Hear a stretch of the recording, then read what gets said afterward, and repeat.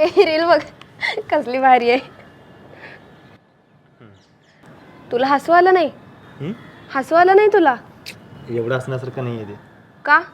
म्हणजे मी जे रील बघते ते हसण्यासारखे नसतात. तसं नाही आहे ते.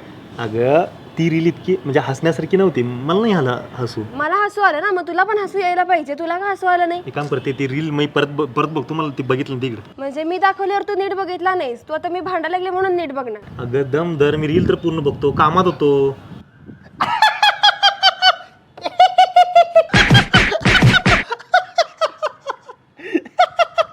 एवढं पण हसण्यासारखी नव्हती ती रील.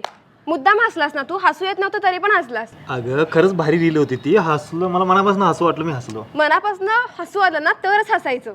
हे असं दिखावा करायचं नाही. जाऊ दे डिलीटच करते. त्यानं अपलोड केलाय. तू कशी डिलीट करणार? तुला डिलीट करते.